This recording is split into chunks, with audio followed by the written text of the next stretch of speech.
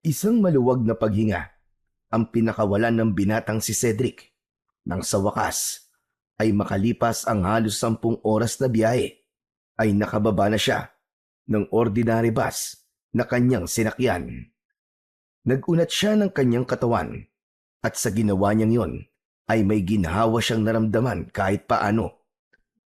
Bitbit ang isang may kalakihang traveling bag ay naglakad siya at naghanap ng tricycle na maaari niyang masakyan papunta sa mismong baryo kung saan nakatira ang kanyang lolo Agapito.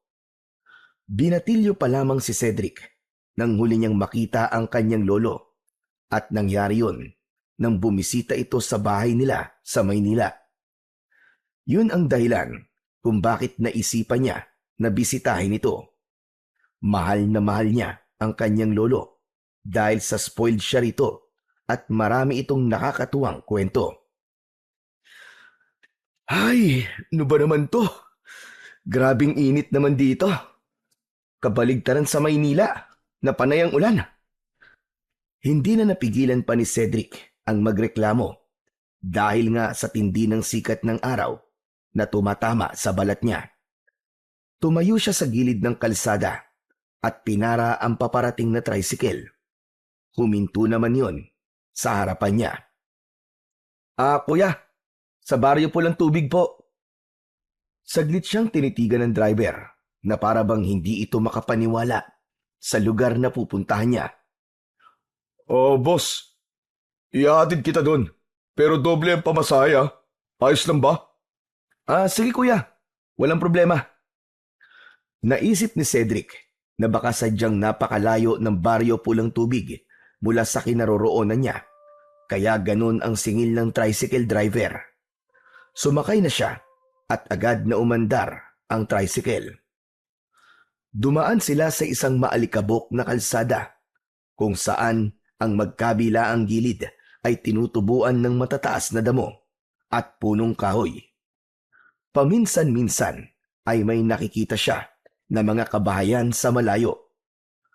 Habang nasa biyahe, hindi na iwasan ni Cedric na maalala ang kanyang lolo Agapito at ang masasayang alaala niya rito nung bata pa siya.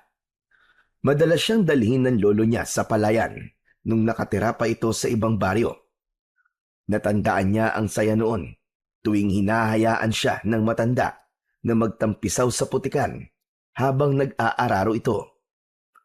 Mula sa malalim na pag-iisip ay bumalik si Cedric sa kasalukuyan nang mapansin ang isang matandang lalaki sa gilid ng daan. Nakaupo ito sa isang nakatumbang puno at walang suot na pang-itaas. Sinundan sila ng tingin ng matanda at napansin ni Cedric na matalim ang tingin nun na nagbigay ng kilabot sa kanya. Ngunit hindi na lang niya yon pinansin. Maya-maya ay mas lalong naging makipot ang daan na kanilang binabaybay. Palatandaan na malapit na sila sa baryo Pulang Tubig. Makalipas ang halos 1 oras mula nang umalis si Cedric sa bus terminal nang marating nila ang baryo Pulang Tubig. Agad na napansin ni Cedric ang kakaibang aura ng lugar na yon. Tahimik at parang ghost town dahil wala silang nakitang tao na nasa labas. Huminto ang tricycle sa tabi ng isang lumang waiting shed. Nagpalinga-linga naman si Cedric saka bumaling sa driver.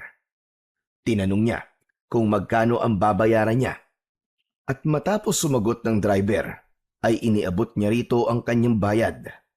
Bumaba siya ng tricycle at napansin niyang nakatitig pa rin sa kanya ang driver na para bang may gusto itong sabihin ngunit hindi nito magawa. Manong, may problema po ba? Magtatagal ka ba rito?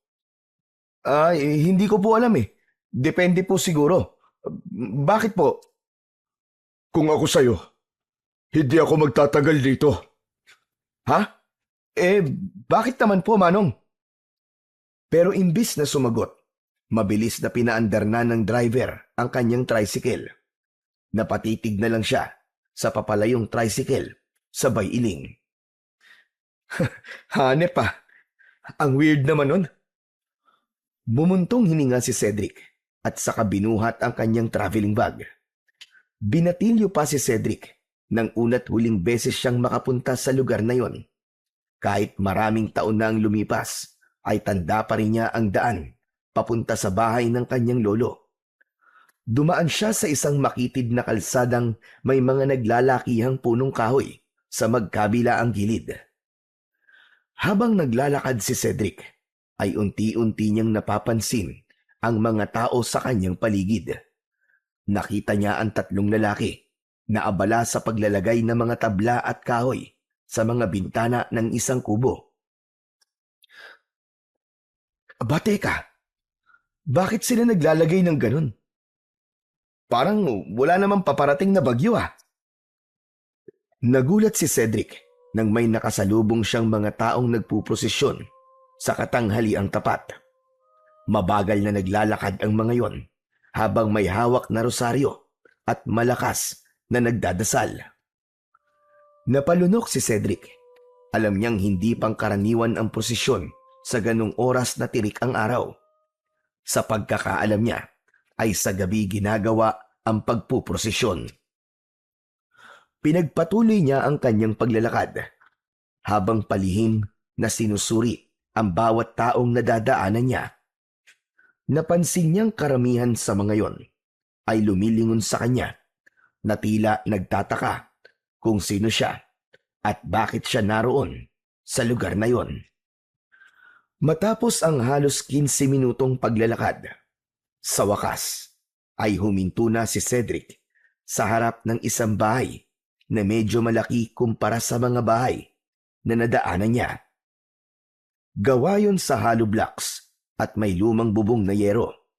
May maliit na balkonahe sa harap na may lumang kahoy na upuan. Bagamat matibay ang pagkakatayo sa bahay, ay halatang hindi na yun ganun naaalagaan. May mga bitak sa ilang bahagi ng dingding. Saglit na huminto si Cedric, saka malalim na huminga at bumulong sa sarili. Hindi ako maaaring magkamali. Ito na ang bahay ni Lolo. Siguradong matutuwa at masosorpresa si Lolo Agapito kasi hindi niya alam na bibisitahin ko siya. Matapos yun, ay marahang binuksan ni Cedric ang lumang gate na gawa sa kawayan. Pagkapasok niya sa bakuran, ay napansin niyang tuyo at bitak-bitak ang lupa at maraming tuyo na dahon ang nagkalat sa paligid. Maging ang dating malalagong halaman ng kanyang lolo ay tila napabayaan na rin. Naglakad siya papunta sa pinto ng bahay. Pagdating sa tapat ng nakasaradong pinto, ay nagulat siya nang may biglang sumulpot mula sa gilid ng bahay. Isa yung batang lalaki na sa hula niya ay may 10 o 11 taong gulang. Kayumanggi ang balat nito at matalim ang tingin sa kanya. Ngunit ang gumimbal kay Cedric ay ang hawak na itak ng bata. Mabilis na napaatras si Cedric. Hoy, teka boy! Bitiwan mo yan! Baka makasakit ka! Sino ka? Anong ginagawa mo rito? Ako ang dapat magtanong sa'yo niyan, bata. Anong ginagawa mo sa bakuran ng Lolo Agapito ko? Ibig bang sabihin, apo ka ni Lolo Agapito? Oo, tama ka. Ikaw, sino ka ba, bata? Bago pa makasagot ang bata, ay narinig nila mula sa loob ng bahay ang paos at mahinang boses ng isang matandang lalaki. Angelo! Sino ba yung kausap mo? Bumukas ang lumang pinto ng bahay at bumungad mula sa loob ang isang matandang lalaki na payat at bahagyang nakukuba na. Puro puti na ang buhok nito. Napangiti si Cedric nang makita ang kanyang Lolo Agapito. Nang dumako ang mata ng matanda sa kanya, ay kumunot ang noo nito. Aba, Cedric? Cedric, ikaw ba yan? Si Lolo Agapito talaga oh. Nakalimutan niyo na po ba ako? Ako nga po to, si Cedric. Ang paborito niyo pong apo. Lumawak ang ngiti ni Cedric at agad siyang lumapit sa lolo niya upang yakapin ito ng mahigpit. Mas lalo niyang nadama ang pangungulila sa matanda. Ngunit makalipas ang ilang sandali, ay dahan-dahang inalis ni Lolo Agapito ang yakap ni Cedric. Napakunot naman si Cedric dahil naramdaman niya na tila hindi masaya ang lolo niya na nakita siya. Apo, anong ginagawa mo rito? Aba lolo, binisita ko po kayo. Ang tagal na po nating di nagkikita, di ba? Hindi ko na nga po alam kung ilang taon na yung huling beses na binisita nyo kami sa Maynila Saglit na tumahimik si Lolo Agapito at saka bumuntong hininga. Cedric, hindi maaari. Bumalik ka na lamang sa Maynila. Makakaabot ka pa sa terminal bago magdilim. Hala, sige. Sasamahan na kita mag-abang ng tricycle sa labasan. Ho? Abalo, teka lang. Pambira naman kayo, Lo. Kararating ko lang tapos pahaalisin niyo na kagad ako. Lolo naman. Ang haba po ng biniyahe ko para lang po makapunta rito. Saka, Lo, hindi niyo po ba ako namimiss? Hindi sa ayaw kitang makita, Cedric. Pero may dahilan kung bakit hindi ka maaaring manatili rito. Makinig ka na lang sa akin, Apo, at sundin mo na lamang ang sinasabi ko sa'yo. Lo, kahit ilang araw lang naman po. Hayaan niyo naman po akong makasama kayo. Tsaka nag-ipon pa naman po ako para lang mapuntahan kayo. Tapos nag-leave pa po ako sa trabaho na matagal para po magkasama tayo na matagal. Biglang natahimik si Lolo Agapito. Napakuyom ang kamay nito. Ilang segundo ang lumipas bago ito muling nagsalita. Sige na nga. Sige na. Pumasok ka na sa loob. Nilakihan ni Lolo Agapito ang pagkakabukas ng pinto at binigyan nito ng daan si Cedric para makapasok sa loob ng bahay niya. Mabilis namang pumasok si Cedric. Huminto siya sa gitna ng sala at iginala ang paningin sa paligid. Napansin niyang walang ipinagbago ang loob ng bahay ng lolo niya. Apo, nagugutom ka ba? Hindi naman po. Tubig na lang po siguro, Lo. Saka gusto ko po sana makapagpahinga na. Nakakapagod po kasi ang biyahe papunta po rito O sige, kumuha ka na lang ng tubig doon sa kusina. May pagpapasensyahan mo na lang at wala akong malamig na tubig, iyo. Tumango si Cedric at saka siya dumiretso sa kusina. Kumuha siya ng baso at mula sa pitsil na nasa lamesa ay sinalinan niya yon ng tubig. Mabilis niyang naubos ang isang basong tubig. Matapos yon ay bumalik na siya sa sala at nakita niyang nakaupo si Lolo Agapito sa lumang bangko. Nakatungo ito at tila malalim ang iniisip. Umupo siya sa kabilang upuan at nagtanong. Alo, kumusta naman po kayo dito? Ano po pinagkakaabala nyo? Aba, Lo, parang namayat po yata kayo Mamaya na lang tayo mag-usap, Cedric. Sige na, magpahinga ka na muna. Alam kong mahaba ang biyahe mo at napagod ka. Maayos naman ang kwartong ginagamit mo dati. Kaya lang, ginagamit na yun ngayon ni Angelo. Kaya sa gabi, magkasama kayo sa kwartong yon. Angelo? Teka, siya ba yung parang mandirigmang bata sa labas kanina? Yung may dala pong itak? Tumango si Lolo Agapito sa tanong ng kanyang apo. Tama ka. Siya nga si Angelo. Lo, sino po siya? Saka, bakit po siya nakatira dito sa inyo? Mamaya na lang tayo mag-usap, Cedric. Magpahinga ka na. Natigilan si Cedric. Alam niyang wala siyang mapapala sa pangungulit sa lolo niya. Kaya tumayo na lang siya at nagtungo sa silid kung saan siya dati natutulog. Pagpasok niya roon ay naalala niya ang pagkabata niya sa kwartong yon. Noon, puno ng laruan at mga damit niya ang kwartong yon. Pero nang sandaling yon ay kitang-kita niya na hindi na yon sa kanya. Hinilapag niya ang kanyang traveling bag sa tabi ng kama at hinubad ang sapatos. Sa kanya binuksan ang lumang electric fan na agad namang umandar. Humiga siya sa papag na may manipis na kutsyon at tumingin sa kisame. Habang nakatingin sa kawalan, ay nakaramdam ng bigat sa dibdib si Cedric. Hindi niya alam, pero nagtataka siya kung bakit tila malamig ang pakikitungo sa kanya ni Lolo Agapito. Wala siyang naramdamang kasiyahan sa matanda na naroon siya sa bahay nito. Pumikit na lang si Cedric at pilit tinatanggal ang bumabagabag sa isip niya para makatulog at makapagpahinga na siya. Hindi na namalayan ni Cedric na nakatulog na siya.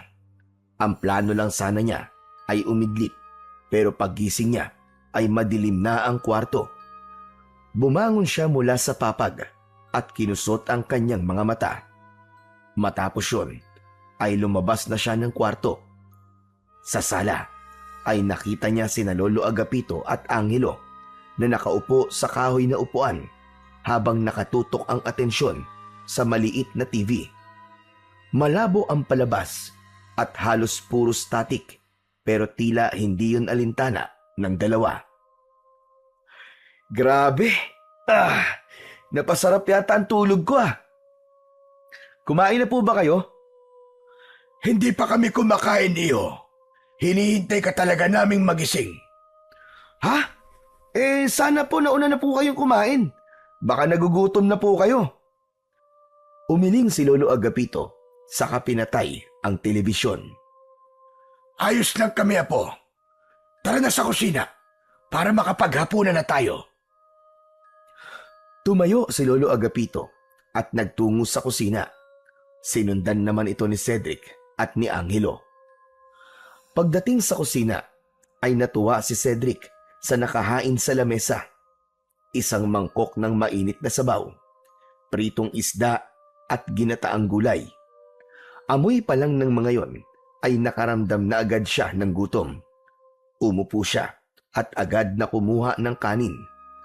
Nang matikman niya ang ulam, hindi niya napigilang humanga. Wow! Grabe! Ang sarap niyo pa rin magluto, Lo. Ito ang isa sa namiss ko sa inyo . Hindi ako nagluto niyan. Si Angelo ang purihin mo kasi siya nagluto ng lahat ng yan. Napatingin si Cedric kay Angelo na walang reaksyon habang tahimik na kumakain. Ha? Ganun po ba? Angelo, ang galing mo naman pala magluto . Ang bata-bata mo pa pero ang husay mo na magluto. Ilang taong ka na nga pala? 10 taon po. Nako, alam mo, nung nasa ganyang edad ako, ay puro laro lang ang alam ko. Hindi ko nga alam kung paano magsaing nun . Hindi sumagot si Angelo at patuloy lang ito sa kanyang pagkain. May kung anong bumagabag kay Cedric ng mga oras na yon. Maraming tanong ang gusto niyang itanong, lalo na tungkol kay Angelo. Pero naisip niyang hindi pa yon ang tamang oras. Mas mabuting hintayin niyang silang dalawa na lang ni Lolo Agapito ang nag-uusap bago niya itanong ang gusto niyang malaman. Matapos ang hapunan, ay nagtiis si Cedric na manood sa malabong palabas sa telebisyon kasama sina Lolo Agapito at Angelo. Hindi nagtagal ay nagtungo na si Angelo sa kwarto nila. Nang nakaramdam ng antok si Cedric, ay nagpaalam na siya kay Lolo Agapito na matutulog na siya. Pagpasok niya ng kwarto, ay humiga siya sa tabi ni Angelo na mahimbing na ang tulog. Hindi nagtagal ay nawala na ang ingay ng telebisyon sa sala, kaya alam niyang matutulog na rin ang lolo niya. Lumipas ang ilang oras, pero gising pa rin si Cedric. Biglang nawala ang antok niya. Muli siyang binagabag ng pagbabago kay Lolo Agapito. Noon ay masiyahin at palabiro ang kanyang lolo, kaya hindi niya maiwasang magtaka kung ano ang nangyari at malamig na ang pakikitungo ng matanda sa kanya. Kinabukasan ng umaga, halos alas 7 na ng umaga nagising si Cedric. Wala na si Angelo sa tabi niya, kaya lumabas na rin siya ng kwarto. Wala siyang nakitang tao sa sala at maging sa kusina. Lumabas siya ng bahay at tumingin sa paligid. Sa likod ay doon niya nakita si Lolo Agapito na abala sa pagpapakain ng mga manok. Lumapit si Cedric at tumayo sa gilid ng kanyang lolo. Hindi man lang siya nilingon ng matanda na para bang hindi nito alam na naroon siya. Mula sa kinaroroonan nila ay tanaw sa malayo ang isang napakalawak na taniman ng palay. Ang mga tanim na palay doon ay puro kulay dilaw at tuyot na. Lolo Agapito, good morning po. Mahilig pa rin pala po kayo sa mga manok, ano? Hindi sumagot si Lolo Agapito. Patuloy lang ito sa ginagawa. Nasan po si Angelo? Parang ang aga naman po niyang magising. Pagising ko po kasi, wala na po siya sa tabi ko eh. Inutusan ko siyang bumili ng pandesal. Tumango si Cedric, saka tumitig sa kanyang lolo. Naisip niya na yun na ang tamang pagkakataon para magtanong siya tungkol kay Angelo dahil wala roon ang bata. Lo. Oo nga pala, sino po ba talaga si Angelo? Si Angelo ay ampon ko, Cedric. Kapitbahay ko mga magulang niya dati. Pero namatay sila pareho. 5 taon pa lang ang bata nun. Wala siyang kapatid at wala rin siyang ibang kamag-anak. Naawa ko, kaya inampon ko na lang siya. Ganun po ba? Nakakalungkot naman po. Matanong ko lang, Lo. Ano po bang kinamatay ng mga magulang niya? Nagkaroon ng pagkalat ng malubhang sakit noon dito sa Baryo Pulang Tubig. At sa kasamaang palad, kasama sa mga nasawi ang mga magulang ni Angelo. Ganun? Nakakatakot naman yun, Lo. Mabuti po't walang masamang nangyari sa inyo nun, Lo. Oo nga pala, Lo. Kumusta naman po kayo rito? Maayos lang naman ako sa ngayon. Malaking bagay na nandito si Angelo. Kasi kahit paano ay meron akong kasama sa bahay. Siya nga pala, bukas ng umaga ay kailangan mo nang bumalik ng Maynila. Ho? Abay, bakit naman po? Lolo naman, kakadating ko lang po eh. Tapos papaalisin niyo na kaagad ako. Lo, gusto ko pa po kayong makasama. Huminga ng malalim si Lolo Agapito at saglit itong tumitig kay Cedric. May anong bigat sa mga mata nito na parang may bagay itong nais sabihin pero hindi nito masabi-sabi. Cedric, iho, makinig ka na lang sa akin at huwag ka nang magtanong. Agad na iniwan ni Lolo Agapito si Cedric at bumalik na ito sa loob ng bahay. Naiwan naman si Cedric na nag-iisip. Nagtaka siya kung bakit nais ng lolo niya na umalis na kagad siya. Mas lalo tuloy lumakas ang kutob niya na meron itong itinatago sa kanya. Pagkatapos ng almusal ay nasa loob lang ng bahay si Cedric. Wala siyang magawa roon kundi ang umupo at humiga. Ramdam niya ang nakakabinging katahimikan sa buong bahay. Hindi siya sanay sa ganon dahil lumaki siya sa maingay na lungsod. Dahil sa inip, napagdesisyonan niyang lumabas at maglakad-lakad. Pagdating ni Cedric sa labas, ay napansin niya ang kakaibang kilos ng mga tao. Halos lahat ng bahay na nadadaanan niya ay may mga lalaki na abala sa paglalagay ng tabla at kahoy sa mga bintana at pinto. Pinagmasdan niya yon ng may pagtataka. Ngunit mas lalo siyang nagtaka nang mapansin niyang may ilang pamilya na nakatayo sa harap ng kani-kanilang bahay. Nakaluhod ang mga yon habang nagdadasal. Napahinto si Cedric.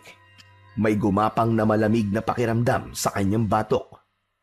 Hindi niya maipaliwanag, pero parang may kung anong hindi tamang nangyayari sa Baryo Pulang Tubig. Sa halip na magpatuloy sa paglalakad, minabuti niyang bumalik na lamang sa bahay ng kanyang lolo.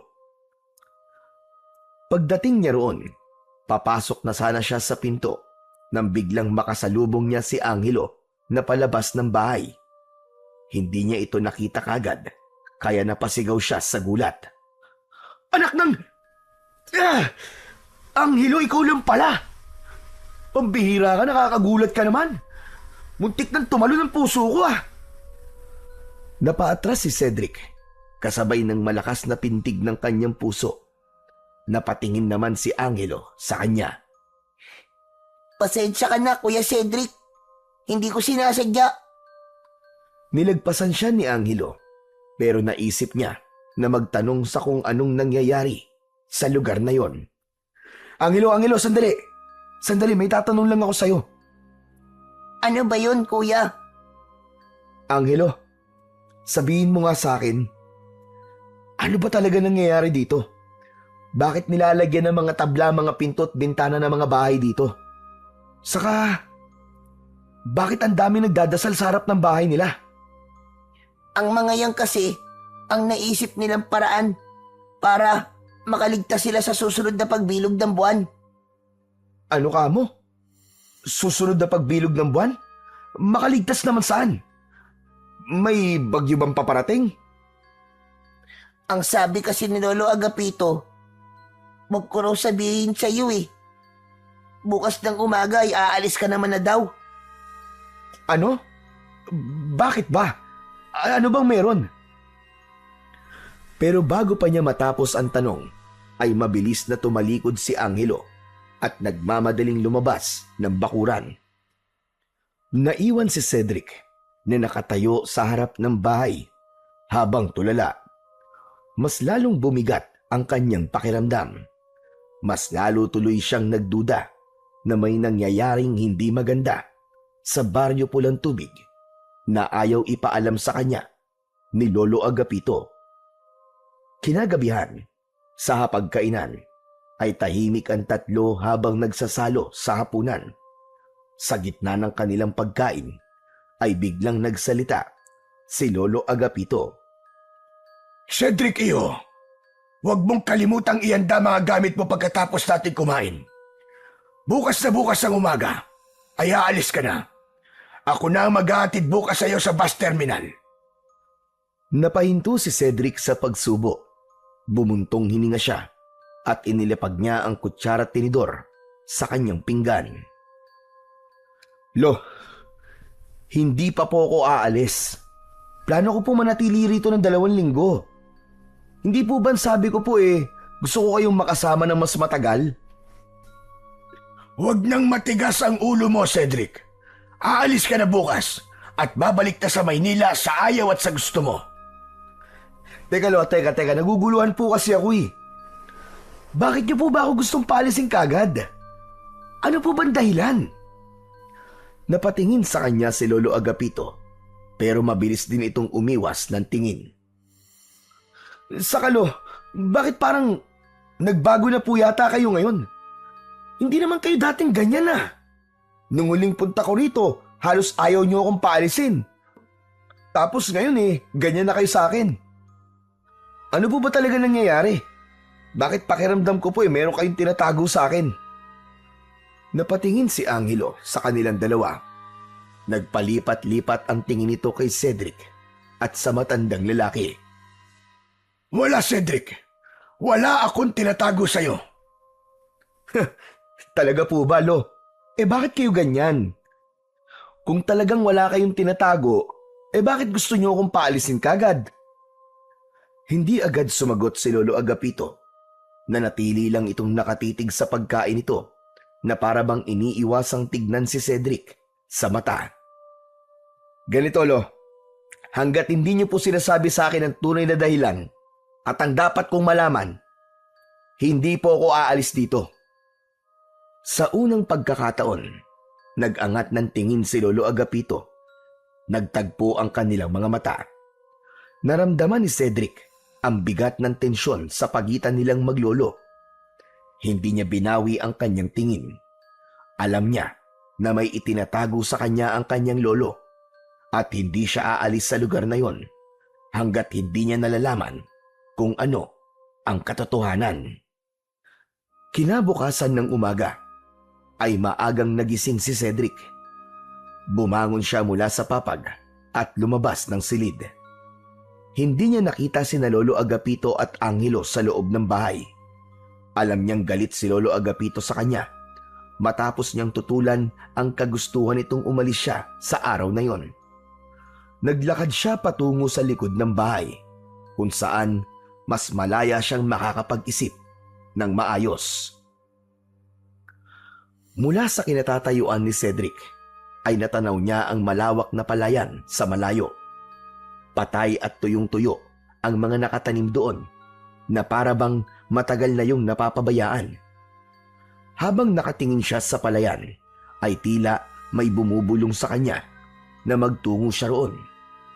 Hindi niya alam kung bakit at paano, pero hindi niya napigilan ang kanyang sarili. Parang may nagtutulak sa kanya upang sundan ang tinig na yon. Nagsimulang maglakad si Cedric papunta sa malawak na palayan. Habang papalapit roon, ay mas lalong uminit ang sikat ng araw, ngunit hindi siya huminto. Mabagal ang kanyang mga akbang sa simula, ngunit habang tumatagal, ay bumilis ng bumilis ang paglalakad niya. Nang tuluyang makarating sa palayan si Cedric, ay tagaktak na ang kanyang pawis. Huminto siya sandali upang magpahinga. Iginala niya ang mata niya at nakita niya ang mga bagay na nagpatindi ng kanyang pagtataka. Napakaraming panakot sa ibon na nakatayo sa paligid. Nagtaka siya kung bakit may ganon sa lugar na yon, gayong patay na ang mga palay na nakatanim doon. Ibig sabihin ay walang dapat protektahang tanim mula sa mga ibon. Hindi nagtagal ay muling naglakad si Cedric. Makalipas ang ilang sandali ay napahinto siya nang may nakita siyang hukay sa lupa. Halos kasya ang 2 tao sa loob ng hukay at hindi niya makita ang pinakailalim. Para yung isang balon na walang tubig. Lumapit siya sa hukay at sumilip. Ngunit kahit na anong gawin niya ay hindi niya makita ang dulo ng hukay na yon. Habang nakasilip si Cedric sa madilim at malalim na hukay, ay biglang may mainit na hangin na humampas sa kanyang muka mula sa kailaliman ng hukay. Binalot ng kilabot ang buo niyang katawan. Dahil doon ay napaatras siya. Ngunit sa kanyang pag-atras ay may tinamaan siyang tao mula sa kanyang likuran. Mabilis na lumingon si Cedric at nakita niyang nakaupo sa lupa si Angelo. Napagtanto niya na natumba ito ng maatrasan niya. Mabilis niyang inalok ang isa niyang kamay kay Angelo upang tulungan itong makatayo. Bahagyang napasimangot pa ang bata nang tumayo na ito. Angelo, ikaw pala yan. Pasensya ka na ha. Hindi kita napansin eh. Pero teka, paano mo nalaman na nandito ako? Nakita kita kanina na papunta ka rito. Kaya sinundan kita, Kuya Cedric. Kuya, ang mabuti pa ay umuwi na tayo. Sigurado magagalit si Lolo Agapito kapag nalaman niyang nandito ka. Ha? Bakit naman siya magagalit? Huwag mo na lang itanong, Kuya Cedric. Saka, wala talaga nagpupunta sa lugar na to eh. Lahat ng tao rito sa Baryo Pulang Tubig ay iniiwasan ng palayan na ito. Ha? Bakit? Ano bang meron dito sa palayan? Bakit parang takot kayong lahat na magpunta dito? Mas mabuti pang umalis na lang tayo, Kuya, bago pa tayo makita ni Lolo Agapito na nandito tayo. Tatalikod na sana si Angelo upang maglakad palayo nang biglang hawakan ni Cedric ang braso niya. Sandali lang, Angelo. Ang dami mo sinasabi pero kahit isa sa mga tanong ko ay wala kang sinasagot ng diretso. Ano ba talaga nangyayari dito? Ang sabi kasi ni Lolo, mas mabuting hindi mo nalang malaman ng lahat. Makinig ka na lang kay Lolo Agapito, Kuya Cedric. Tama siya, na dapat ka nang umalis dito sa Baryo Pulang Tubig. Sundin mo na lang siya, kuya. Bakit ba? Ano ba tinatago niyo sa akin? Bakit gusto kong paalisin ni Lolo Agapito? At anong meron sa palayang ito? Tahimik na tumitig lang si Angelo sa kanya. Tila may nais itong sabihin, pero pinili na lang na manahimik. Napabuntong hininga naman si Cedric. Alam niyang wala siyang makukuhang sagot mula kay Angelo. Unti-unti niyang binitiwan ang braso nito. Hindi na nagsalita si Angelo at nagpatuloy na ito sa paglalakad palayo. Ilang saglit pa, sumunod na rin si Cedric sa bata, ngunit sa loob-loob niya ay mas lalong tumindi ang pagdududa niya. Pagdating ni Cedric at Angelo sa bahay, ay nakita nila si Lolo Agapito sa gilid ng kubo. Abala ito sa paglalagari ng mga tabla at kahoy, at kahit may edad na ito, ay halatang sanay pa rin ito sa mabibigat na gawain. Paglingon ni Lolo Agapito sa kanila, ay tumigil ito sa ginagawa at tumingin sa kanila ng matalim. Saan kayo galing? Lolo Agapito, naglakad-lakad lang po kami. Alam ni Cedric na hindi kumbinsido ang matanda, ngunit hindi na ito nagtanong pa. Sa halip, itinuloy na lang nito ang paglalagari ng isang mahabang tabla. Kahit ramdam niya ang galit ng lolo niya, ay hindi napigilan ni Cedric ang sarili na magtanong. Ano po bang ginagawa niyo, Lolo? Ano pong gagawin niyo sa mga tabla at kahoy na yan? Tutal, hindi na kita mapipilit na umalis. Ay mas mabuti pang malaman mo na ang totoo. Ay, kung ganun po, sasagutin niyo na po ang lahat ng tanong ko? Oo, pero mamaya na natin pag-usapan yan. Tulungan niyo muna akong ikabit ang mga ito sa mga bintana. Teka, Lolo Agapito, para saan po ba ang mga yan? Pati kasi sa ibang bahay dito ay nilalagyan din nila ng mga kahoy at tabla, mga bintana at pinto nila.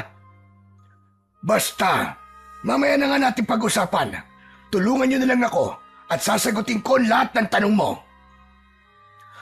Napatingin si Cedric kay Angelo na tila hindi na nagulat sa ipinapagawa ni Lolo Agapito. Walang tanong-tanong, agad na kinuha ni Angelo ang isang tabla at nagsimulang isalansan ang mga yon sa gilid ng bahay. Napabuntong hininga si Cedric at kumilos na rin siya. Kahit hindi niya maintindihan kung bakit kailangan lagyan ng harang ang mga bintana ng bahay, ay hindi na lang niya yon kwinestyon. Tahimik na kinuha ni Cedric ang isang tabla at lumapit sa may bintana. Kahit marami siyang gustong itanong, ay mas pinili niyang manahimik na muna. Paglipas ng ilang minuto, ay tapos na sina Cedric sa paglalagay ng mga tabla at kahoy sa bintana ng bahay ni Lolo Agapito. Nagtungo sila ni Lolo Agapito sa likod ng bahay. Tumayo sila roon habang nakatingin sa malawak na palayan sa malayo. Samantala, si Angelo naman ay pumasok na sa loob ng bahay. Apo, sa susunod na araw ay pupunta tayo sa bayan para mamili ng pagkain. Pagbalik natin, lalagyan din natin ng kahoy at tabla ang mga pinto. Lo, paparating po bang bagyo? Mabigat ang buntong hininga ni Lolo Agapito bago ito muling nagsalita. Cedric Iyo, makinig kang mabuti sa akin.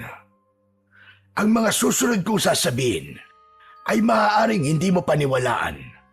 Pero wala akong ibang sasabihin kundi ang katotohanan lamang. Ayoko na sanang malaman mo ito. Pero dahil sa matigas ang ulo mo at hindi mo ako sinunod na umalis ka, ay mabuti nang alam mo na ang dapat mong malaman. Mas lalong kumabog ang dibdib ni Cedric.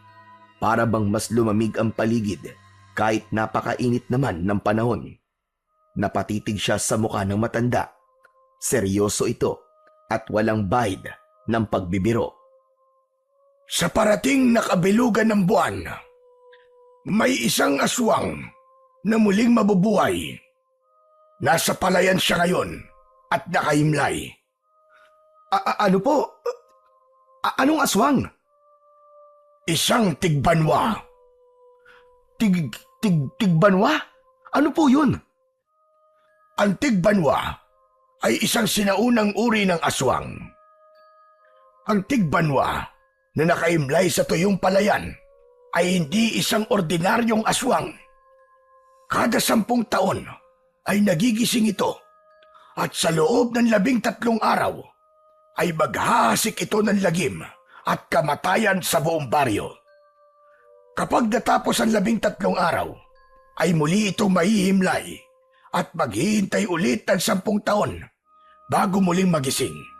At ang mas nakakatakot pa iyo, kakaiba ang tigbanwa na narito dahil may kakayahan siyang paghilumi ng sarili niyang sugat.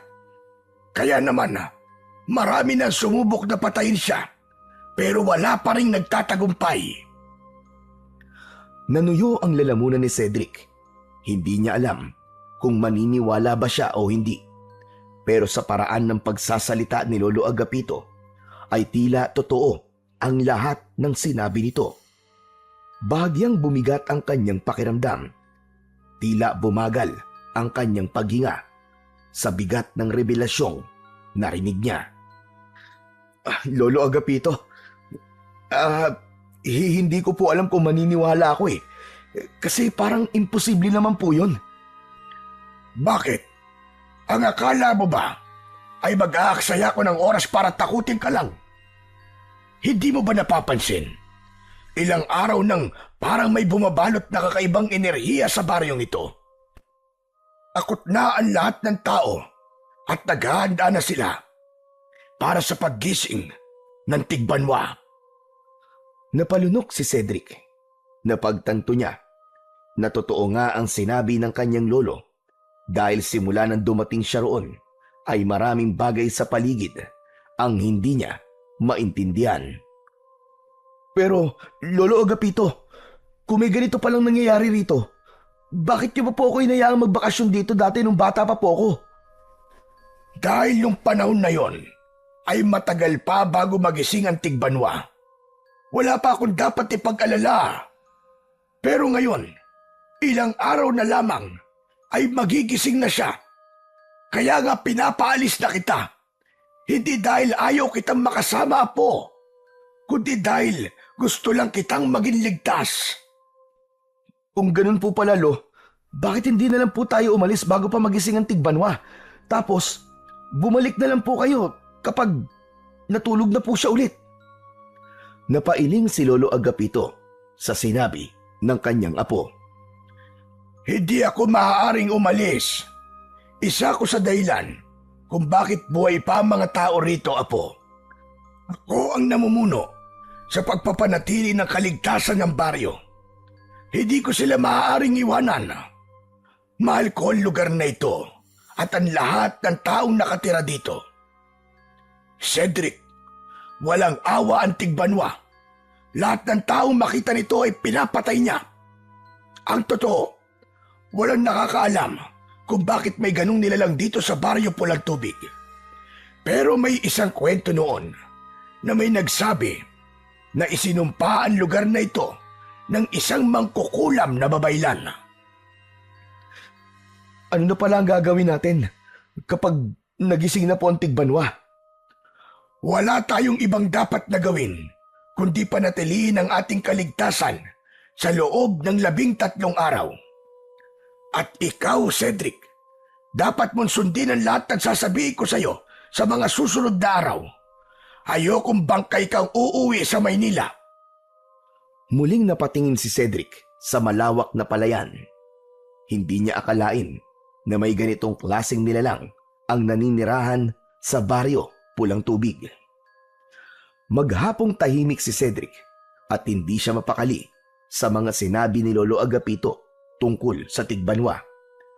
Kahit anong pilit niyang alisin sa kanyang isip ang kwento ng matanda, ay patuloy yung bumabalik sa kanya. Hindi siya naniniwala sa mga aswang. Lumaki siya sa syudad kung saan walang puwang ang mga kwentong kababalaghan. Habang nakaupo siya sa bangkong kahoy sa harap ng bahay, ay pinagmasdan niya ang palayan. Maya-maya, lumapit sa kanya si Angelo. Tahimik itong naupo sa tabi niya. Kuya Cedric, siguro naman, naiintindihan mo na kung bakit ka pinapaalis ni Lolo dito. Ginawa lang ba ni Lolo Agapito ang kwentong yon? Para kapag natakot ako, ay aalis na ako. Sabihin mo nga sa akin ang totoo, Angelo. Sana nga, Kuya Cedric. Hindi na lang totoo ang lahat ng yun. Ang totoo, Kuya, ito ang unang beses na makikita kong tigbanwa. Naririnig ko lang din ang kwento tungkol sa aswang na yon kay Lolo Agapito. Pero naniniwala ako na totoo ang lahat ng yun. Lalong kumabog ang dibdib ni Cedric ng sandaling yon. Hindi niya alam kung bakit, pero sa tono ng boses ni Angelo ay alam niyang hindi ito nagbibiro. Yung hukay na nakita mo sa palayan, Kuya, doon nakaimlay ang tigbanwa. Ilang beses na nga yung tinakpan ng mga tao dito pero palagi na lang bumabalik ang hukay. Kaya pala, wala nagpupunta doon. Lalo na kapag malapit ng magising ang tigbanwa. Tama ka, Kuya. Noon, may isang lalaking inabangan ng paggising ng tigbanwa kasi gusto niya tong patayin. Kinabukasan, nakita siyang wala ng ulo at tuyo na ang katawan kasi inubos ng tigbanwa ang dugo niya. Labis na kinilibutan si Cedric sa sinabi ni Angelo. Hindi niya alam kung dapat ba niyang seryosohin ang sinabi ng bata o isipin na isa lang yun lumang kwento para takutin siya. Kinabukasan ng umaga, mas lalong naging abala sina Cedric at Lolo Agapito sa paghahanda. Kahit hindi pa lubos na naniniwala si Cedric sa kwento ng matanda, ay napilitan siyang sumunod sa mga utos nito. Wala rin naman siyang ibang magagawa kundi ang sumunod dahil wala pa siyang balak na bumalik sa Maynila. Maagang naglakad sina Cedric at Lolo Agapito patungo sa palengke. Bit-bit naman ni Cedric ang isang malaking bayong habang mabagal na naglalakad si Lolo Agapito sa unahan niya. Tahimik ang paligid ng mga oras na yon habang tinatahak nila ang makipot na daan palabas ng baryo. Habang naglalakad sila, muling nagpaalala ang matanda kay Cedric. Apo, gabi lang naman umaatake ang tigbanwa. Pero mas mabuti nang may sapat tayong pagkain habang gising ang halimaw na yon. Pagdating nila sa palengke, ay agad silang bumili ng mga kailangan nilang pagkain, gaya ng bigas, delata, gulay at tuyong isda. Si Cedric na mismo ang nagboluntaryong magbuhat ng karamihan sa kanilang pinamili. Kahit papano, naaliw siya sa maingay at buhay na palengke. Malayong malayo yon sa nakakapanindig balahibong katahimikan ng baryo Pulang Tubig. Ngunit sa palengke, hindi nawala ang usapan tungkol sa tigbanwa. Habang bumibili sila ng gulay, narinig ni Cedric ang dalawang matandang babae na nag-uusap tungkol sa tigbanwa. Bakas sa mga boses ng mga yon ang labis na takot dahil mamayang gabi na ang pagbilog ng buwan at muli na raw mabubuhay ang kinatatakutan nilang tigbanwa. Napatingin si Cedric kay Lolo Agapito nang may kasamang pagkabahala pero hindi siya nito pinansin. Bagkus, itinuloy lang nito ang pagbili ng kanilang mga kailangan. Pagbalik nila sa bahay, ay agad nilang inayos ang kanilang mga pinamili. Pinagsama-sama nila ang mga dilata at bigas sa isang malaking kahon. Habang isinabit naman sa kisame ang mga tuyong isda, siniguro rin nila na may malinis silang tubig na maiinom. Habang inaayos ni Cedric ang mga gamit, napatingin siya sa bintana. Mula roon ay tanaw niya ang malawak na palayan. Biglang nagtaasan ang balahibo niya sa braso dahil pakiramdam niya ay may isang nilalang sa palayan na matamang nagmamasid sa buong baryo Pulang Tubig. Nang palubog na ang araw, ay nagmadali sina Cedric, Lolo Agapito at Angelo sa pagsasarado ng bahay. Mula sa loob ay nilagyan nila ng tabla at kahoy ang pinto, gaya ng ginawa nila sa mga bintana. Si Cedric pa mismo ang tumulong sa pagpapako ng mga yon, habang si Lolo Agapito naman ang nag-check na matibay ang mga yon at hindi basta-basta masisira. Nang matapos sila sa pagbarikada sa mga pinto, ay nagtungo na sila sa hapagkainan. Tahimik silang kumain at wala ni isa man sa kanila ang gustong magsalita tungkol sa panganib na paparating. Pero kahit walang nagsasalita, dama ni Cedric ang tensyon sa loob ng bahay. Matapos ang hapunan, ay tumayo si Cedric para ligpitin ang kanilang pinagkainan. Ngunit habang papunta siya sa lababo, ay napansin niyang may ginagawa si Lolo Agapito sa may sala. Nakaupo ang matanda sa maliit na bangkito. Hawak nito ang isang lumang itak na mahaba. Matalim at halatang matagal nang ginagamit. Dahan-dahang yung hinahasa ni Lolo Agapito gamit ang isang malapad na bato. Doon na napagtanto ni Cedric na seryoso na ang nangyayari at alam niya na ang paghahasa ng lolo niya ay isa lang sa mga paraan nito sa paghahanda sa pagkagising ng Tigbanwa. Pagsapit ng 8:00 ng gabi, ay nagtipon silang tatlo sa harapan ng maliit na altar sa loob ng bahay. Nagsindi ng isang kandila si Lolo Agapito bago sila lumuhod sa harapan ng altar. Pinangunahan ni Lolo Agapito ang pagdarasal. Pumikit ito at si Angelo, habang si Cedric naman ay nananatiling nakabukas ang mga mata. Panginoon, iligtas niyo po kami sa gabing ito at sa mga susunod pang gabi. Ipagkaloob niyo po ang inyong proteksyon sa aming tahanan at sa buong baryo Pulang Tubig. Naway manatili po kaming ligtas at buhay at malampasan po namin ang panganib na paparating. Huwag niyo pong hayaan na magtagumpay ang kadiliman sa liwanag. Ito po ay dinadalangin namin sa pangalan ninyo, aming dakilang Panginoon. Sa bawat salitang binibigkas ng matanda, ay mas lalong bumigat ang pakiramdam ni Cedric. Pinikit niya ang kanyang mga mata, ngunit kahit na anong gawin niya, ay hindi nabawasan ang kaba sa dibdib niya. Alauna na ng madaling araw, pero gising na gising pa rin sina Cedric, Lolo Agapito at Angelo. Tahimik silang nakaupo sa sala. Hawak ni Lolo Agapito ang itak na hinasa nito kanina. Mahigpit ang pagkakahawak nito sa itak na parang isang mandirigmang handang sumabak sa laban, anumang sandali. Si Cedric naman ay hindi mapakali ang utak. Hinihintay niya ang pagsalakay ng Tigbanwa. Hanggang isang nakakatakot at nakakakilabot na sigaw ang pumunit sa katahimikan ng gabi. Para yung nagmula sa isang napakabangis na halimaw. Lolo Agapito, ano po yun?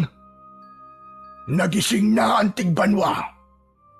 Magsisimula na ang pag-aasik niya ng lagim sa baryo Pulang Tubig. Mula sa bulsa ng lumang kamiseta ni Lolo Agapito ay may inilabas itong isang kwintas. May palawit yon na kulay dilaw na bato. Isinabit nito ang kwintas sa leeg, sa kamariing pumikit na parang may binubulong sa kanyang sarili. Hindi nagtanong si Cedric kung ano ang kwintas na yon dahil mas nangingibabaw sa kanya ang takot. Hanggang sa mula sa kung saan sa baryo ay nakarinig sila ng sigawan ng mga tao. May mga humihingi ng tulong at merong mga umiiyak. Napabalikwas si Cedric mula sa kinauupuan niya. Lolo Agapito, ano po yun? Ano po nangyayari? Bakit po may mga nagsisigawan na tao sa labas? Walang sumagot sa tanong ni Cedric.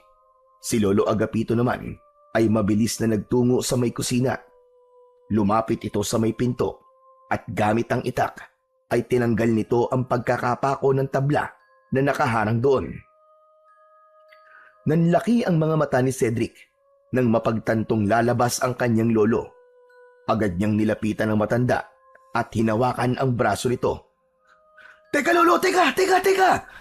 Ano pong ginagawa nyo? Hindi nyo dapat buksan yan! Cedric apo, kailangan kong tulungan ng mga tao. Nagsimula ng pagsalakay ng tigbanwa. Bitiwan mo ko! Huwag mo kong hawakan! Hindi lolo, delikado po sa labas. Hindi po ako papayag na lumabas kayo. Malakas na itinulak ni Lolo Agapito si Cedric. Sa lakas ng pagtulak sa kanya, ay natumba siya at napaupo sa saig. Matiim siyang tinignan ng kanyang lolo. Kaya ko ang sarili ko, Cedric. Matagal ko nang ginagawa ito sa tuwing nagigising ang tigbanwa. Hindi ko kayang pabayaan ng mga tao rito. Napakurap si Cedric. Wala na siyang nagawa nang tuluyang nabuksan ni Lolo Agapito ang pinto. Nang makalabas ang matanda, ay malakas nitong isinarado ang pinto at doon lang nagkaroon ng pagkakataon si Cedric para tumayo. Sinubukan niyang buksan ang pinto, ngunit nabigo siya at nagkaroon siya ng hinala na isinarado yun ni Lolo Agapito mula sa labas. Lolo, sandali lang! Lolo! Bumalik kayo! Lolo Agapito! Walang sumagot mula sa labas, maliban sa ingay ng kaguluhan. Hanggang sa narinig ni Cedric mula sa likuran niya ang boses ni Angelo. Mabilis siyang lumingon dito. Kuya Cedric, hindi mo siya kayang pigilan. Angelo, bakit ba napakatapang niya? Akala ko ba pumapatay ng tao ang tigbanwang yun? Nagpapakamatay na ba si Lolo? Hindi, Kuya Cedric. Malakas ang loob ni Lolo kasi meron siyang mutya ng palay. Ano ka mo? Mutya ng ano? Mutya ng palay, Kuya. Isa yung makapangyarihang mutya na natagpuan noon ni Lolo Agapito sa palayan. Nagkakaroon kasi siya ng kakaibang lakas at bilis basta suot niya yun. Kaya malakas ang loob niyang tulungan ng mga tao, Kuya. Hindi. May mutya man siya o wala, delikado pa rin ang ginagawa niya. Isa lang ang buhay niya, Angelo. Isa lang. At aswang ang kalaban niya. Naiintindihan ko nararamdaman mo, Kuya Cedric. Pero gaya nga ng sinabi ko, hindi natin siya mapipigilan sa gusto niyang gawin eh. Ang mabuti pa, ipagdasal na lang natin na walang masamang mangyari kay Lolo Agapito. Napatingin si Cedric sa pinto. Sa isip niya, hindi lang panalangin ang kailangan nila. Isang himala ang kailangan nila para manatiling buhay sa gabing yon. Ilang minuto na ang lumipas, ngunit hindi pa rin mapakali si Cedric. Palakad-lakad siya sa sala at panay ang tingin niya sa pinto kung saan lumabas si Lolo Agapito. Umaasa siya na bubuksan yun at ligtas na papasok ang kanyang lolo. Wala ring tigil ang pagkagat niya sa sarili niyang kuko sa kamay dahil sa labis na tensyon. Pambihira naman talaga, oo. Hindi na dapat lumabas si Lolo kasi dun eh. Baka kung ano nangyari na sa kanya eh. Samantala, nakasilip si Angelo sa maliit na siwang ng bintana. Tahimik ito, ngunit halata ang bahagyang panginginig ng balikat nito na hindi rin ito mapakali gaya ni Cedric. Maya-maya pa ay biglang bumaling si Angelo sa kanya. Kuya Cedric! Kuya Cedric! Nakikita kong tigbanwa! Nasa may labas siya ng bakuran natin! Napahinto si Cedric sa paglalakad at tila bumagal ang tibok ng kanyang puso. Mabilis siyang lumapit sa bintana at siya naman ang sumilip doon. Sa una ay halos wala siyang makita. Puro anino lang ng mga nagsisitakbuhan ang naaaninag niya. Ngunit nang masanay ang mata niya sa kadiliman, ay doon niya nakita ang nakakatakot na tigbanwa. Agad na tumaas ang balahibo niya nang makita niya ang nakakakilabot na aswang. Yun na ang pinaka nakakatakot na nilalang na nakita niya sa buong buhay niya. Matangkad at payat ang katawan ng tigbanwa at ang balat nito ay parang sa ahas na hindi niya mawarian. Mahaba ang leeg nito at nang lumingon nito ay nakita niyang kaya nitong iikot ang ulo nito paharap at patalikod nang hindi gumagalaw ang katawan. Magulo at gusot-gusot ang buhok nito, ngunit ang pinaka nakakatakot sa lahat ay ang iisa nitong mata na kulay dilaw. Nang ngumanga ang tigbanwa ay nakita niya ang hanay ng matutulis nitong mga ngipin. Napalunok si Cedric. Hindi siya makapaniwala sa nakita niya. Akala niya noon ang mga kwento tungkol sa mga aswang ay katang-isip lamang at panakot lamang sa mga makukulit na bata na palaging naglalaro tuwing gabi. Patuloy si Cedric sa pagsilip sa bintana hanggang may isang lalaki ang tatakbo sana papasok sa isang bahay pero naabutan ito ng tigbanwa. Hinawakan ng tigbanwa ang leeg ng lalaki. Bumaon ang mga kuko ng aswang sa leeg ng lalaki at umagos mula roon ang malapot na dugo. Mabilis na sinakmal ng tigbanwa ang ibabaw ng ulo ng lalaki at sa lakas ng puwersa ng panga nito ay parang kumagat lang ito sa mansanas nang madurog ang ulo ng kaawa-awang lalaki. Nanlaki ang mga mata ni Cedric. Mabilis niyang inalis ang tingin niya sa bintana dahil hindi na niya kinaya ang nasaksihan. Lumayo siya sa bintana at napaatras hanggang sa mapasandal siya sa dingding.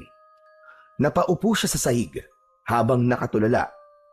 Nanginginig ang kanyang mga kamay at pakiramdam niya ay nanlalamig ang buo niyang katawan. Lumipas pa ang ilang minuto at hindi na alam ni Cedric kung gaano siya katagal na nakaupo sa sulok.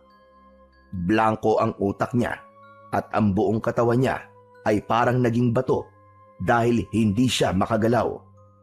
Hanggang sa bigla niyang naalala si Lolo Agapito na hanggang sa sandaling yun ay nasa labas pa rin. Mabilis siyang tumayo at halos matumba siya sa pagmamadali nang magtungo siya sa kusina. Agad namang sumunod ang nagtatakang si Angelo kay Cedric.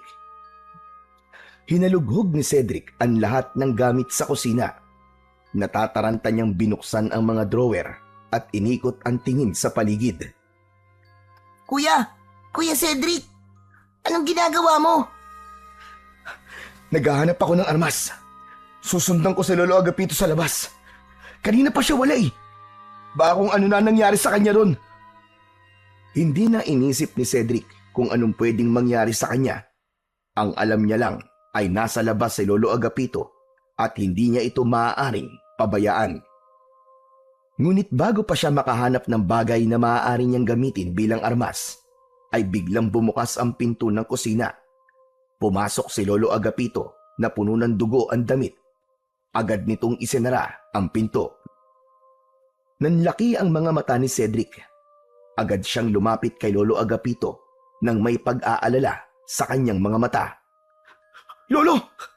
May sugat ka! Kailangan kang dalhin sa ospital!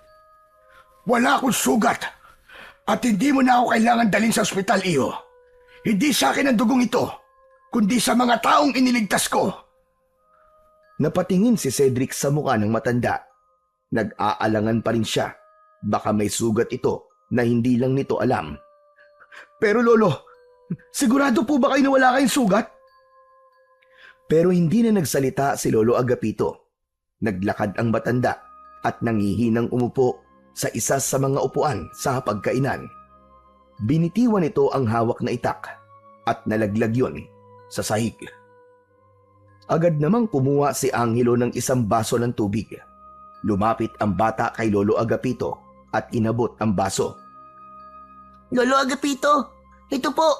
Uminom po muna kayo ng tubig. Saglit na tumingin si Lolo Agapito kay Angelo bago tinanggap ang tubig. Nanginginig pa rin ang kanyang kamay habang umiinom. Huminga ng malalim si Cedric bago hinila ang isang upuan at umupo sa tapat ng kanyang lolo. Lolo Agapito, ano po ba nangyari sa labas? Ginawa ko ang lahat, pero may mga namatay pa rin Kahit suot ko pa ang mutya ng palay, ay parang hindi ko na kaya. Matanda na ako, Cedric. Hindi ko na kaya makipaglaban tulad ng dati. May kung anong bumara sa lalamunan ni Cedric. Nakita niya mismo kung gaano kalupit ang tigbanwa. Nakita niya kung paano nito pinatay ang isang lalaki sa labas. Lolo Agapito, hindi niyo na po dapat ginawa yun eh. Baka kung ano pa po nangyari sa inyo eh. Hindi mo naiintindihan, Cedric. Malapit sa puso ko mga tao dito sa Baryo Pulang Tubig. Matagal na akong nakatira rito. At alam ko, mula nang matagpuan ko ang mutya ng palay, ay nais ng nasa itaas na ipagtanggol ko mga tao dito mula sa Tigbanwa. Natameme si Cedric sa sinabi ni Lolo Agapito. Naramdaman niya ang lalim ng pinaninindigan ng kanyang lolo. Saglit na namayani ang katahimikan sa pagitan nilang tatlo hanggang sa marahang nagsalita si Angelo. Lolo, wala na po ba yung Tigbanwa? Sa ngayon ay wala na siya. Bumalik na siya doon sa palayan dahil tapos na siya kumain. Ligtas na rin tayo pansamantala. Maaari na tayong matulog. Tumayo ang matanda. Mabigat ang bawat hakbang nito habang papunta sa banyo. Si Angelo naman ay diretsyong nagtungo sa kanilang kwarto. Pero si Cedric ay nanatiling nakaupo habang nakatulala. Hindi pa rin siya makapaniwala sa lahat ng nangyari kanina. Pakiramdam niya ay nakakulong siya sa isang bangungot na hindi niya alam kung kailan matatapos. Pagsapit ng umaga ay gising pa rin si Cedric. Hindi niya nagawang makatulog dahil sa bigat ng kanyang dibdib. Bumangon na siya at paglabas niya ng kwarto ay nakahain na ang almusal. Naroon na sina Lolo Agapito at Angelo na halatang hinihintay lamang siya. Umupo na si Cedric at sumandok ng sinangag. Makalipas ang ilang sandali, ay nakatitig lang siya sa pagkain na nasa kanyang harapan. Siguro naman, naiintindihan mo na kung bakit gusto kong umalis ka rito sa Baryo Pulang Tubig, Cedric. Nakita mo kung gaano ka walang awa ang Tigbanwa. Wala itong kinikilala at lahat ng taong makikita nito ay paniguradong kamatayan ang sasapitin. Pero Lolo Agapito, tama lang po na hindi ako umalis dito. Kung umalis po ako, paano ko malalaman kung ligtas kayo? Hindi ko po kaya makatulog habang nasa Maynila ako, tapos hindi ko alam kung ano po ang nangyayari sa inyo dito. Pero Lolo, gusto ko rin po lumaban sa Tigbanwa. Biglang ibinaba ni Lolo Agapito ang hawak nitong tasa na may lamang kape. Cedric Apo, hindi ka maaaring makipaglaban. Wala kang proteksyon gaya ng mutya ng palay. Kung ganun po, ako na lang po ang paggamitin niyo po ng mutya. Di ba sabi niyo nga po matanda na po kayo? Baka pag ako po ang gumamit ng mutya ng palay, ay matalo ko po ang Tigbanwa. Hindi pwede, Apo. Itigil mo na ang kaibangan mong yan. Pero Lolo, Cedric, hayaan mo na lang ako gumamit ng mutya. Kaya ko pa namang lumaban kahit papano. napakuyom ng kamao si Cedric. Gusto niyang magpumilit. Gusto niyang sabihin na hindi lang si Lolo Agapito ang may kakayahang lumaban. Pero alam niyang hindi na niya mababago ang desisyon nito. Kung ganun pala, Lolo Agapito, ibig sabihin 12 gabi pang mananalasa ang Tigbanwa sa Baryo Pulang Tubig. Walang sagot na nakuha si Cedric mula kay Lolo Agapito. Mas lalo siyang nahulog sa malalim na pag-iisip at pag-aalala para sa kanyang lolo. Ibig sabihin ay ilang gabi pang lalabas si Lolo Agapito para protektahan ang mga tao sa baryo na yon. At hindi niya alam kung ano nga ba ang pwede niyang gawin upang kahit paano ay makatulong siya. Mabilis na lumipas ang oras at hindi na malaya ni Cedric na gabi na naman. Muling binalot ng takot ang buong baryo pulang tubig. Gaya ng nakaraang gabi, walang katao-tao sa labas. Ang lahat ng bahay ay nakasarado. Sa loob ng bahay ni Lolo Agapito, matapos ang hapunan, ay muling nagtipon ang tatlo sa sala. Sa pagkakataong yon, ay si Cedric na mismo ang nanguna sa pagdarasal. Panginoon ko, iligtas niyo po ang mga tao sa baryong ito. Huwag niyo pong hayaan na may masaktan o may mamatay ngayong gabi.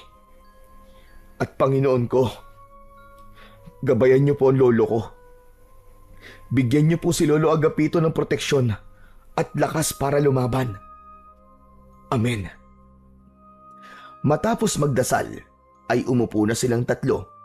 Hawak ni Lolo Agapito ang matalim nitong itak, habang si Cedric naman ay nakikiramdam lang sa paligid dahil sigurado siya na anumang sandali ay muli na namang aatake ang Tigbanwa. Grabe! Hindi ko maisip talaga. Totoo pala ang mga aswang, no? Ang akala ko talaga ipanakot lang sila sa mga batang ayaw sumunod sa mga magulang nila. Alam kong maraming hindi naniniwala sa mga ganong klaseng nilalang apo. Pero talagang totoo sila. May mga aswang na nabubuhay kasama natin. At ang Tigbanwa sa baryong ito ay isa sa mga buhay na patunay.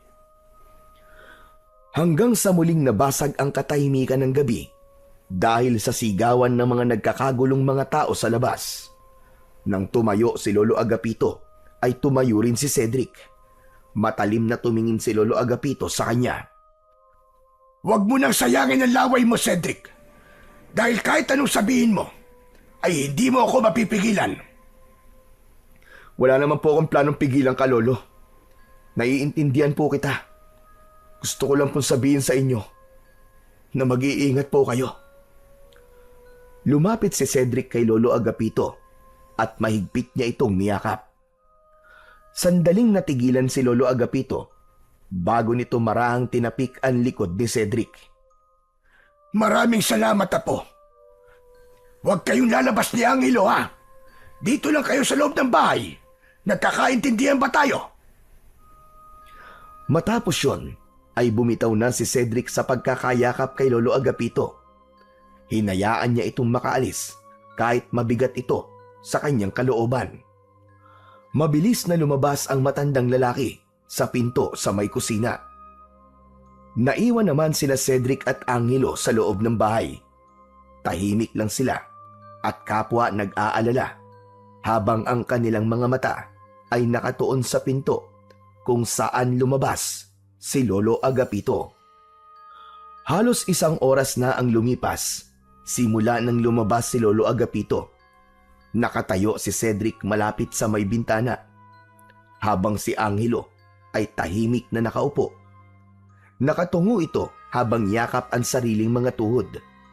Hindi ito nagsasalita, pero ramdam ni Cedric ang takot at pag-aalala ni Angelo.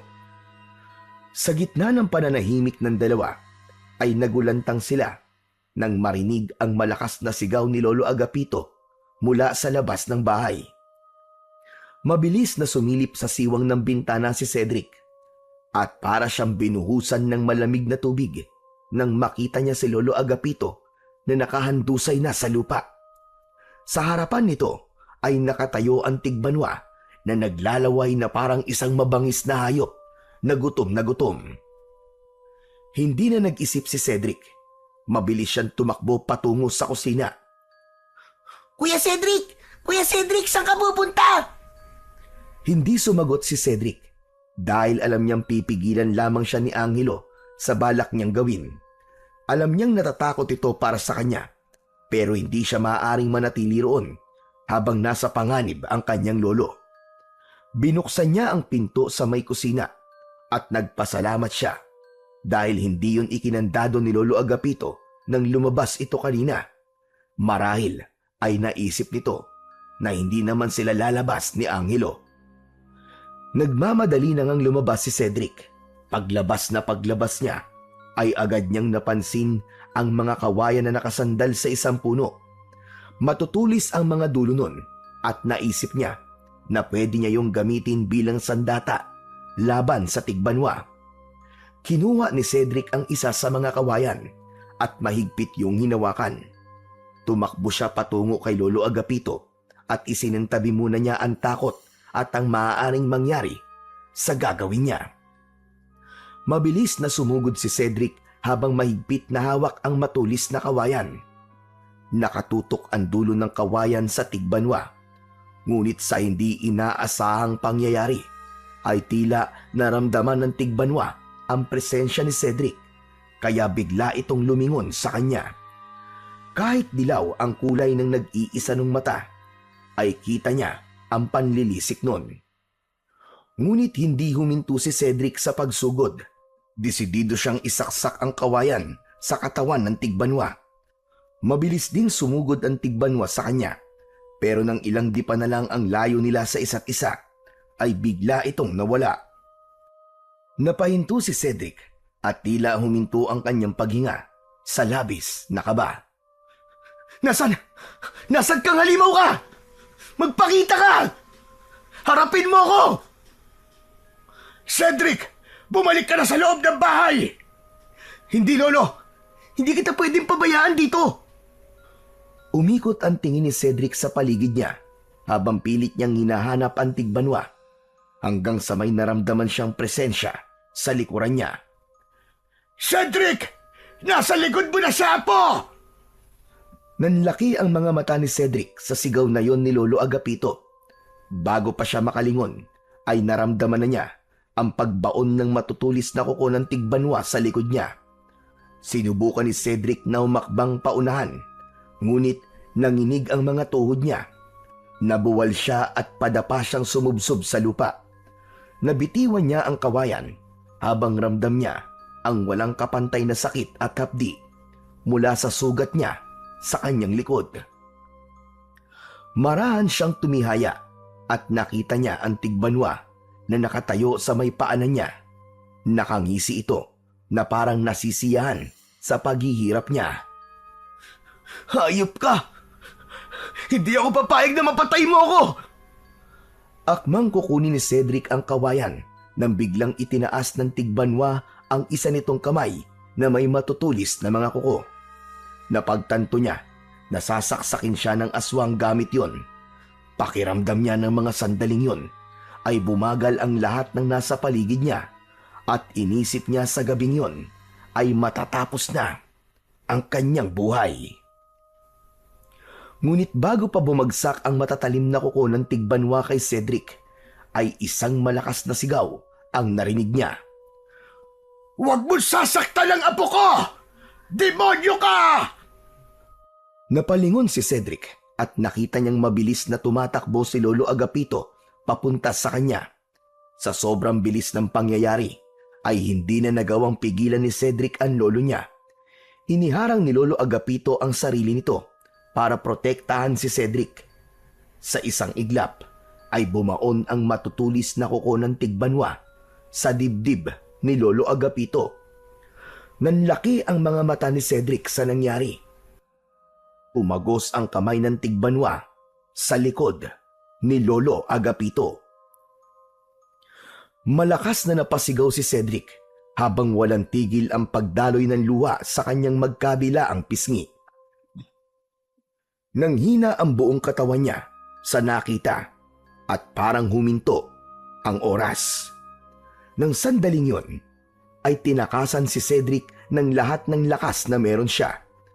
Napatulala na lang siya nang marahas na hinugot ng tigbanwa ang kamay nito mula sa katawan ni Lolo Agapito. Agad na bumagsak ang katawan ng lolo niya sa lupa at napansin niyang hindi na yon humihinga. Tumingin ang tigbanwa kay Cedric. Hindi na siya makagalaw at hinintay na lamang niyang patayin na rin siya ng aswang. Ngunit bago pa ito makalapit sa kanya, ay nakita niya si Angelo na tumatakbo papunta sa tigbanwa habang may hawak na matulis na kawayan.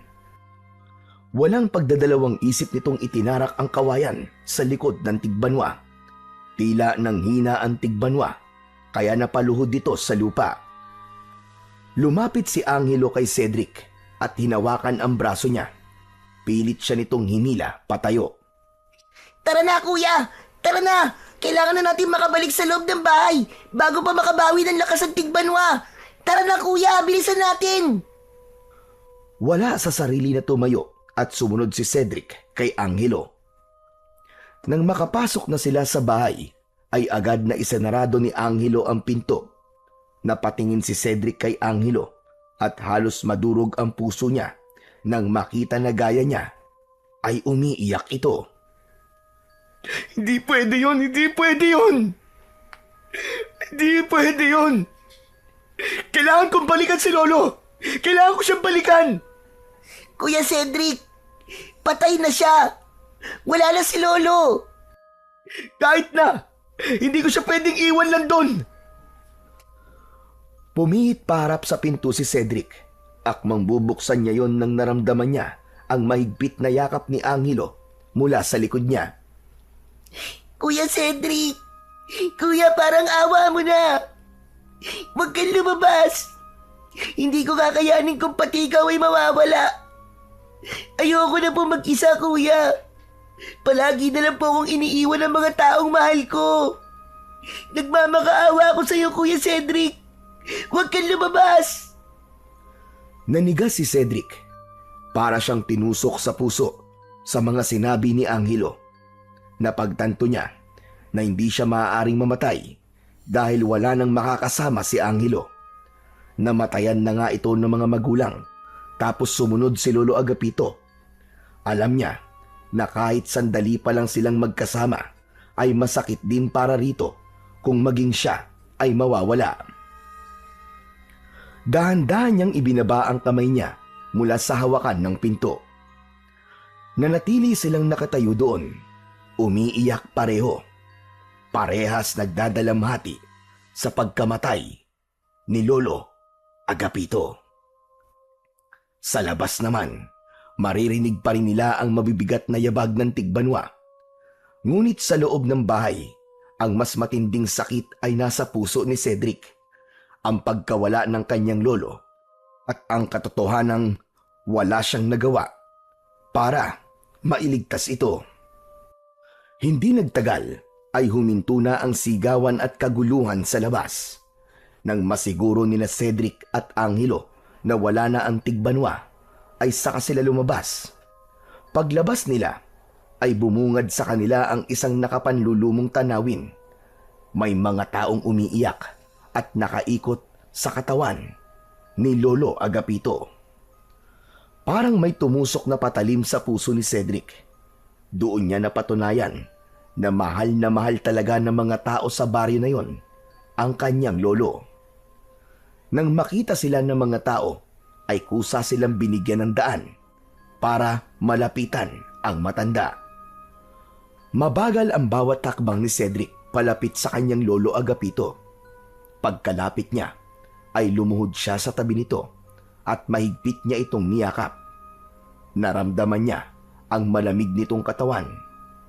Bumuhos na ang emosyon ni Cedric at tuluyan na siyang humagulgol. Si Angelo naman ay mahigpit na hinawakan ang kamay ni Lolo Agapito habang umiiyak. Hindi nagtagal ay nagdesisyon si Cedric na ilibing na kagad si Lolo Agapito. Nagpresenta ang ilang kalalakihan na ang mga ito na ang maglilinis at mag-aayos sa katawan ng matanda. Pagsapit ng umaga, nagtipon ang mga tao sa bahay ni Lolo Agapito para sa isang misa. Matapos ang misa, ay nagtulong-tulong ang mga kalalakihan upang maihanda ang libingan sa likod ng bahay ni Lolo Agapito. Maingat nilang ibinaba ang kabaong nito sa hukay, habang ang iba ay tahimik na nagdarasal. Sa bawat pagtabo ng lupa sa ibabaw ng kabaong, ay parang lalong bumibigat ang dibdib ni Cedric at Angelo. Sa ilang sandali pa, unti-unti nang nagpaalam ang mga tao. Ang iba ay lumapit kina Cedric at Angelo upang magpaabot ng pakikiramay bago umalis. Hanggang sa sila na lamang dalawa ang naiwan sa tabi ng libingan ng kanilang lolo Agapito. Tahimik silang nakatayo. Hindi na sila umiiyak, pero bakas pa rin ang lungkot sa kanilang mga mata. Kuya Cedric, kung hindi dahil kay Lolo Agapito, ba kung ano na nangyari sa akin? Kung hindi niya ako inampun nun, malamang sa lansangan na lang ako nakatira ngayon. Hindi ko siya makakalimutan, Kuya Cedric. Malaki talaga ang puso ni Lolo sa mga nangangailangan. Kahit sino ay handa niyang tulungan. Nakakalungkot lang na natapos sa ganung paraan ng buhay niya. Isang malalim na buntong hininga ang pinakawalan ni Angelo bago ito bumaling kay Cedric. Kuya Cedric, may gusto sana akong ibigay sa'yo. Ano yun, Angelo? Hindi agad sumagot si Angelo. Sa halip, ipinasok nito ang kamay sa bulsa ng shorts nito at mula roon ay inilabas nito ang isang kwintas na may palawit na dilaw na bato. Nanlaki ang mga mata ni Cedric sa nakita. Teka, Angelo! Hindi ba yan ang mutya ng palay ni Lolo? Bakit nasa iyo yan? Kinuha ko po to kanina nang inaayos ng mga tao ang katawan ni Lolo Agapito. Ano? Bakit mo kinuha yan? Importante kay Lolo Agapito yan. Hindi ba dapat isinama na lang natin yan sa libingan niya? Nagkakamali ka, Kuya Cedric. Sigurado ako, kung nasaan man si Lolo Agapito ngayon, ay masaya siya na kinuha ko to. Paano ka naman makakasiguro sa sinasabi mo na yan? Kasi, nung wala ka pa rito, sabi ni Lolo, kapag may nangyari sa kanya, ay dapat kunin ko umutya ng palay sa kanya. Ang gusto niya kasi, ay ako ang susunod na gagamit nito. Ibig sabihin, iniwan talaga sa'yo ni Lolo ang mutya ng palay para gamitin mo sa pakikipaglaban sa Tigbanwa. Ganun ba? Opo, yun po kasi ang gusto mangyari ni Lolo. Pero inisip siguro ni Lolo na mamamatay lang siya kapag malaki na ako. Pero bata pa ako ngayon, Kuya Cedric. Hindi ko kaya makipaglaban sa Tigbanwa kahit na may mutya pa ako. Kaya naisip ko na ibigay na lang sa iyo itong mutya. Kung meron man na karapat dapat na magmana nito, ay ikaw yun. Kasi apo ka niya eh. Tinitigan ni Cedric ang mutya ng palay na nakapatong sa palad ni Angelo. Kumikislap yon sa ilalim ng sikat ng araw na para bang sinasabi nito na tanggapin siya nito at ang responsibilidad na kaakibat nito. Ngunit sa halip na excitement o determinasyon ang maramdaman, ay takot at pag-aalinlangan ang bumalot sa kanya. Hindi Angelo, ayoko. Wala akong alam sa ganyan, wala akong alam sa ganito. Hindi ako katulad ni Lolo Agapito. Hindi ako marunong makipaglaban sa aswang, lalo na sa isang Tigbanwa. Pero Kuya Cedric, naniniwala ako na kaya mo. Alam kong kaya mo. Kaya mo siyang patayin. At paano mo naman nasabi yan? Nakita mo na ba ako makipaglaban sa Tigbanwa? Mas malakas di hamak ang katawan mo kaysa kay Lolo Agapito. At kung ako lang ang mas matanda at mas malakas, ako ang gagawa nito. Pero bata pa ako eh. Hindi ko pa kaya. Napayuko si Cedric. Hindi niya inaasahang maririnig yon mula kay Angelo. Gusto ko nang matapos ito, Kuya Cedric. Pinatay ng Tigbanwa si Lolo Agapito. Hindi ba dapat lang natapusin na natin siya para naman magkaroon ng hustisya ang pagkamatay ni Lolo at ng mga taong pinatay ng Tigbanwa? Nag-iba ang pakiramdam ni Cedric sa narinig. Kanina ay takot at pag-aalinlangan ang nangingibabaw sa kanya. Pero dahil sa sinabing yun ni Angelo, ay unti-unting nangibabaw ang galit sa kanyang dibdib. Naalala niya kung paano pinatay ng Tigbanwa si Lolo Agapito. Naalala niya kung paano isinakripisyo ng lolo niya ang sarili nitong buhay upang mailigtas siya. Muli siyang tumingin sa mutyang nasa kamay ni Angelo. Napakatagal niyang tinitigan yon. Maya-maya ay isang malalim na paghinga ang kanyang pinakawalan. Pag-iisipan ko muna, Angelo. Ayoko magpadalos-dalos sa desisyon ko. Sige kuya, pero sana ay wag maging matagal ang pag-iisip mo. Mamayang gabi sasalakay na naman ang tigbanwa. Ngayong wala na si Lolo, wala na magtatanggol sa mga tao at kailangan may pumalit kagad sa kanya. Hindi na nagsalita si Cedric. Napabuntong hininga siyang muli dahil pakiramdam niya ay mas lalong bumigat ang kanyang dibdib. Hindi niya akalain na matapos mamatay ng kanyang lolo ay may posibilidad na saluhin niya ang responsibilidad na dati nitong daladala. Upang makapag-isip ay naglakad-lakad si Cedric sa baryo Pulang Tubig. Wala siyang tsak na direksyon dahil ang gusto lang niya ay mapag-isa at makapag-isip. Sa kanyang paglalakad, natagpuan niya ang kanyang sarili sa dulong bahagi ng baryo Pulang Tubig. Malayo na yon sa kabahayan at malapit sa mga palayan. Mula sa hindi kalayuan, isang malakas na tunog ang pumukaw sa kanyang atensyon. Mabilis siyang lumingon sa pinagmulan ng tunog. Isang lalaki ang nasa gitna ng tuyong palayan habang may hawak na flamethrower. Walang habas nitong sinusunog ang mga natitirang pananim. Tumayo si Cedric sa lilim ng isang punong kahoy at pinapanood ang lalaki. Ang apoy ay gumapang sa mga palay. Napagtanto niya na hindi yun isang simpleng pagsusunog lang. Nalaman niya base sa pag-oobserba na napeste ang mga pananim kaya kailangan ng sunugin ang mga yon. Nang matapos ang lalaki sa ginagawa, ay dinala nito ang flamethrower sa loob ng isang maliit na kubo sa gilid ng palayan. Ang sumunod na pumukaw naman sa kanya ay ang napakalakas na tunog ng malaking gilingan ng palay. Hanggang sa marahang napangiti si Cedric, isang ideya ang biglang sumiklab sa kanyang isipan na maaaring makatulong sa kanya kung sakali mang tanggapin niya ang mutya ng palay. Mabilis siyang naglakad pabalik sa bahay ni Lolo Agapito. Dala ang bagong determinasyon sa kanyang damdamin. Pagpasok ni Cedric sa bahay ni Lolo Agapito ay agad niyang nakita si Angelo na nakaupo sa lumang silya sa sala. Nakayuko ito habang hawak ang mutya ng palay. Tila malalim ang iniisip ng bata. Hindi nagtagal ay umangat ang mukha ni Angelo at tumingin kay Cedric. Andiyan ka na pala, Kuya Cedric. Ano po, Kuya? Nakapagdesisyon ka na po ba?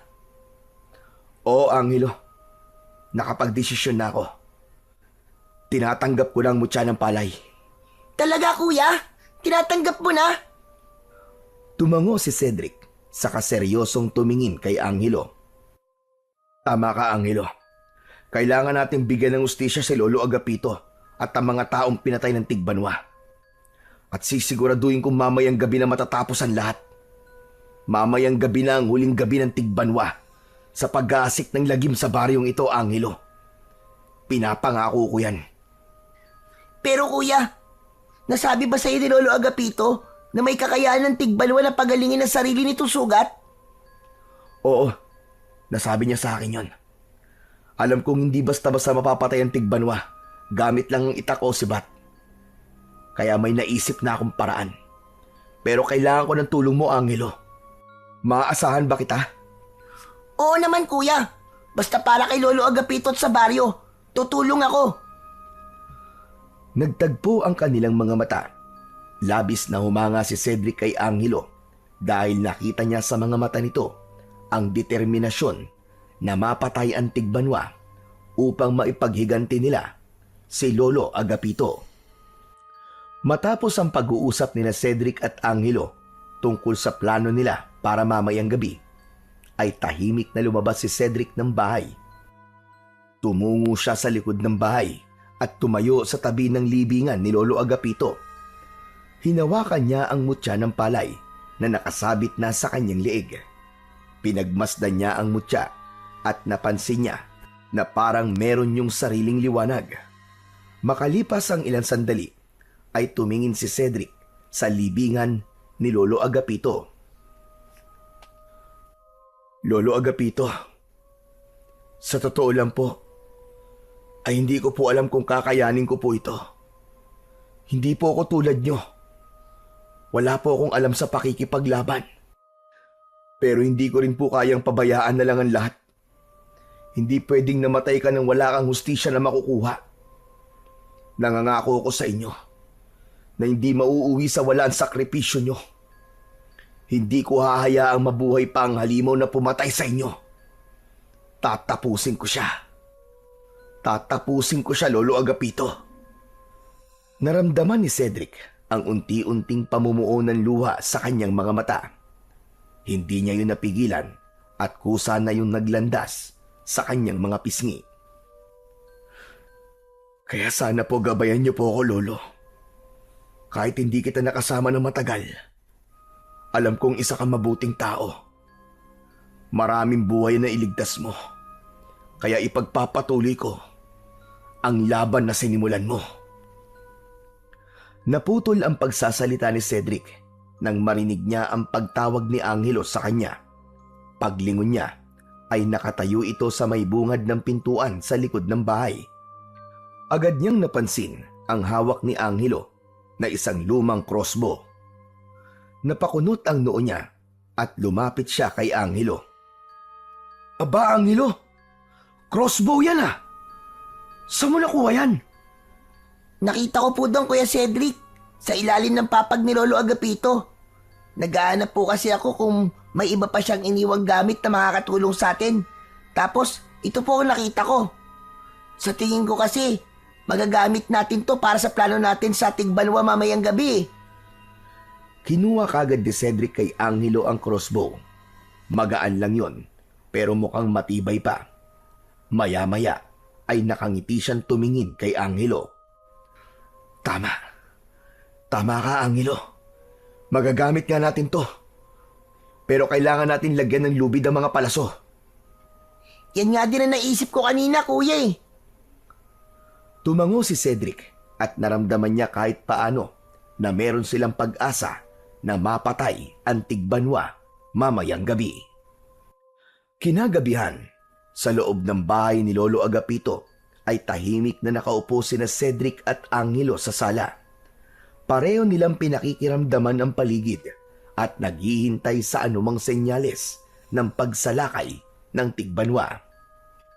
Kuya Cedric, ano kaya kung magdasal muna tayo? Oo nga, tama ka. Kailangan natin ng gabay. Sabay silang tumayo at dumuhod sa harap ng maliit na altar. Sa pagkakataon na yon, ay hinayaan ni Cedric na si Angelo ang manguna sa pagdadasal. Jesus, patnubayan niyo po kami sa gabing ito. Bigyan niyo po kami ng lakas ng loob para labanan po ang Tigbanwa. Hayaan niyo po kami na mabigyan ng hustisya ang pagkamatay ni Lolo Agapito at ng mga tao po dito sa baryo. Amen. Pagkatapos magdasal ay tumayo na sila. Humarap si Cedric kay Angelo at marahang hinawakan ang balikat nito. Huwag ka matakot, Angelo. Isipin mo na gagawin natin to hindi lang para sa sarili natin, kundi para kay Lolo Agapito at sa buong baryo Pulang Tubig. Tumango si Angelo at bago pa ito makapagsalita ay narinig na nila ang sigawan ng mga tao sa labas. Kuya Cedric, sumasalakay na po ang Tigbanwa. Tara, kailangan na natin kumilos bago pa may mapatay ang halimaw na yon. Agad na tinungo ni Cedric ang kusina at kinuha ang itak ni Lolo Agapito. Si Angelo naman ay kinuha ang crossbow at inilagay ang isang palasong may lubid tulad ng pinag-usapan nila. Matapos yon ay walang pagdadalawang isip na lumabas sila ng bahay. Sa paglabas nila ay nasilayan nila ang lagim na dulot ng Tigbanwa. May mga taong nagtatakbuhan, ang ilan ay natutumba nang dahil sa labis na takot. Hinawakan ni Cedric ang mutya ng palay at agad niyang naramdaman ang kapangyarihan nun na bumalot sa buo niyang katawan. Pakiramdam niya ay may kung anong enerhiyang nais kumawala sa kanya ng sandaling yon. Angelo, Mauna ka sa dulong bahagi ng baryo, sa may taniman ng palay. Alam mo na ang gagawin mo ah. Mag-iingat ka. Oo kuya, mag-iingat ka rin. Mabilis na tumakbo palayo si Angelo, habang si Cedric ay buong tapang na lumapit sa tigbanwa na nakatalikod sa gawi niya. Oy! Aswang na nag-iisa ang mata! Ako ang harapin mo! Binitiwan ng tigbanwa ang hawak nitong lalaki.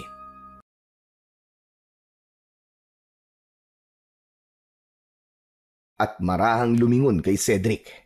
Ang nag-iisa nitong malaking mata ay nagliliyab sa galit. Malakas itong umangil bago sumugod kay Cedric. Aabutin sana siya ng dambuhalang kamay ng tigbanwa, ngulit mabilis na yumuko si Cedric. Lumusot siya sa pagitan ng malalaking hita ng tigbanwa at gamit ang matalim na itak ni Lolo Agapito ay buong puwersa niyang tinaga ang binti nito. Napahiyaw ang tigbanwa sa sakit. Alam ni Cedric na maghihilom din kagad ang sugat ng tigbanwa, kaya mabilis siyang tumakbo papunta sa dulong bahagi ng baryo. Narinig niya ang mabibigat na yabag ng tigbanwa sa kanyang likuran, habang siya ay hinahabol. Habang papalapit si Cedric sa malawak na palayan, ay naramdaman niyang bumibigat ang kanyang paghinga dahil sa pagod, ngunit hindi siya huminto. Mabilis niyang tinawid ang makikitid na pilapil hanggang sa marating niya ang gitna ng taniman ng palay. Doon na siya huminto. Sa malayo, nakita niya ang higanting anino ng tigbanwa na papalapit na sa kanya. Pabilis ng pabilis ang pagtakbo ng tigbanwa patungo kay Cedric. Mas lalong humigpit ang hawak ni Cedric sa itak ni Lolo Agapito habang inaabangan ang tamang pagkakataon. Nang ilang dipa na lang ang layo ng tigbanwa, ay malakas na sumigaw si Cedric. Angelo! Ngayon na! Mula sa maliit na kubo sa gilid ng palayan, ay lumabas ang batang si Angelo na hawak ang crossbow. Mabilis itong pumesto sa harapan ng tigbanwa at walang pag-aalinlangan na itinutok nito sa aswang ang hawak nitong sandata.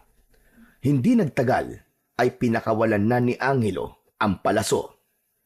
Tumama ang palaso sa kaliwang binti ng tigbanwa. Napahinto ito at napasigaw sa sakit habang pilit na inaabot ang sugatang bahagi ng katawan. Mabilis naman na kumilos si Cedric. Kinuha niya kay Angelo ang lubid na nakakabit pa rin sa palaso at tumakbo siya paikot sa tigbanwa hanggang sa tuluyang pumulupot ang lubid sa mga binti ng kanilang kalaban. Malakas niya yung hinila na naging dahilan para mawalan ng balanse ang tigbanwa at bumagsak ito sa lupa. Habang nagpupumiglas ang tigbanwa, ay mabilis na tumakbo si Angelo papasok ng kubo. Samantala, si Cedric naman ay hinila ang tigbanwa palapit sa gilingan ng palay. Doon na binitiwan ni Cedric ang lubid at hinayaan niya ang tigbanwa na pakawalan ang sarili nito mula sa lubid na nakapalupot sa mga binti nito. Maya-maya, bumalik si Angelo mula sa kubo na dala ang flamethrower na nakita ni Cedric na gamit ng isang lalaki kaninang umaga. Ano, Angelo? Handa ka na ba? Handang-handa na kuya. Sa sandaling yon, tuluyan lang natanggal ng tigbanwa ang lubid sa mga binti nito. Galit itong bumangon at naghanda na ito para umatake. Binulungan ni Cedric ang mutya ng palay bago niya kinuha ang flamethrower kay Angelo. Binuksan niya yon at isang napakalakas na bugso ang lumabas sa nguso ng flamethrower. Itinapat niya ang naglalagablab na apoy sa papalapit na tigbanwa. Napaatras ang halimaw sa tindi ng pagragasa ng apoy. Mabilis na nilamon ng apoy ang katawan nito. Habang patuloy ang tigbanwa sa pag-atras, ay hindi na nito napansin ang makina sa likuran.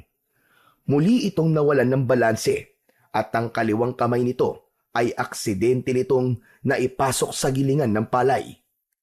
Napasigaw ang halimaw habang pilit na hinihila ang kamay nito na kinakain na ng gilingan. Binitiwan ni Cedric ang flamethrower at tumakbo siya papalapit sa tigbanwa. Matalim niya itong tinignan at pagkatapos ay galit na galit siyang sumigaw. Hayop ka! Para ito kay Lolo Agapito! Mamatay ka ng halimaw ka! Gamit ang sarili niyang lakas at kapangyarihan ng mutya ng palay, ay buong puwersa niyang sinipa ang nag-iisang mata ng tigbanwa. Dahil sa lakas ng sipa niya, ay tuluyan ng nilamon ng gilingan ng palay ang tigbanwa. Sa bilis ng pag-ikot ng makina, ay halos pulbusin nun ang laman at buto ng aswang. Hindi nagtagal, ang dating mabangis na tigbanwa ay naging mga pera-perasong durog na laman at buto na lang ang dumaloy sa kabilang dulo ng gilingan. Tahimik na pinatay ni Cedric ang makina nang masiguro niya na nagiling na ang tigbanwa. Tumabi si Angelo kay Cedric habang parehas nilang habol ang kanilang paghinga. Nagkatinginan sila. Nagkalat na ang pira-pirasong laman ng tigbanwa sa lupa. Biglang napansin ni Cedric ang panginginig ng balikat ni Angelo. Nang lumingon siya rito, ay nakita niyang umiiyak ang bata. Angelo, tapos na ang laban. Bakit ka umiiyak? Dapat masaya ka kasi napatay na natin ang tigbanwa. Masaya naman ako, kuya. Kasi wala na magpapahirap sa baryo. Pero hindi na nakita ni Lolo Agapito ang pagkamatay ng tigbanwa. Matagal na niya kasing pangarap ito eh. Hindi, Angelo. Naniniwala ako na nakita ni Lolo Agapito ang lahat ng nangyari ngayong gabi. Alam ko na nandito siya sa tabi natin at kasama natin siya nakipaglaban kahit hindi natin siya nakikita. At alam mo kung ano ang pinakasigurado ko? Ano yon, Kuya Cedric? Sigurado ko na sobrang proud na proud si Lolo sa ating dalawa. Lalo na sa'yo, Angelo. Napayuko si Angelo, ngunit hindi nagtagal ay tumingin siya kay Cedric. Ngumiti ito sa kanya at ginulo niya ang buhok ni Angelo. Ang mabuti pa, Umuwi na muna tayo. Sigurado ako na matutuwa ang mga tao sa baryo kapag sinabi natin na patay na ang tigbanwa. Sabay silang naglakad paalis sa lugar na yon at iniwan nila roon ang bakas ng madugong katapusan ng tigbanwa. Hindi inakala ni Cedric na ang simpleng pagbisita niya sa kanyang lolo Agapito ay ang magdadala sa kanya sa isang pakikipaglaban na kahit sa panaginip ay hinding-hindi niya naisip na haharapin niya. Matapos ang madugong laban ni na Cedric at Angelo sa tigbanwa, ay bumalik na ang kapayapaan sa baryo Pulang Tubig. Ang takot na matagal nang bumalot sa mga tao sa lugar na yon ay tuluyan nang naglaho. Labis ang pasasalamat ng lahat kina Cedric at Angelo. Sila ang naging sagisag ng tapang at pag-asa at nagdala ng bagong simula sa lugar na minsang nilamon ng takot. Sa harap ng libingan ng kanilang lolo, ay tahimik nilang inalay ang tagumpay nila laban sa tigbanwa. Ang kanilang tagumpay ay hindi lamang isang pagtatapos ng dilubyo, kundi isang katuparan ng pangarap ni Lolo Agapito. Nawakasan ang paggasik ng lagim ng tigbanwa sa baryo Pulang Tubig. Dahil wala na ang tigbanwa, itinago muna ni Cedric ang mutya ng palay. At dahil alam ni Cedric na hindi siya maaaring manatili na matagal sa baryo Pulang Tubig, ay isang alok ang sinabi niya kay Angelo. Angelo, alam mo naman siguro, di ba, na meron akong buhay sa Maynila na kailangan kong balikan. Gusto mo, sumama ka na lang sa akin doon? Hindi kasi kaya ng konsensya ko na mag-isa ka lang dito eh. Talaga, kuya? Isasama mo ako sa Maynila? Oo naman. Yun ay kung papayag ka. Aba, syempre, kuya. Payag ako. Pero, kuya, paano nga pala si Lolo dito? Pwede natin siyang bisitahin kapag may oras tayo. Saka kahit saan tayo magpunta. Naniniwala ako na nakabantay si Lolo Agapito sa atin. Sa Maynila, hindi pinabayaan ni Cedric si Angelo. Pinag-aral niya ito at tiniyak niya na magkakaroon ito ng mas maayos na buhay. Lumipas ang panahon at kahit abala sina Cedric at Angelo sa kanilang bagong buhay, ay hindi nila kailanman kinalimutan ang Baryo Pulang Tubig at si Lolo Agapito.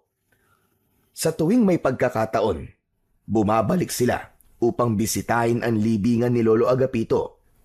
At alam ni Cedric na kung nasaan man ang kanyang lolo, ay masayang masaya ito dahil nagawa nila ni Angelo na tuparin ang pangarap nitong kapayapaan para sa Baryo Pulang Tubig.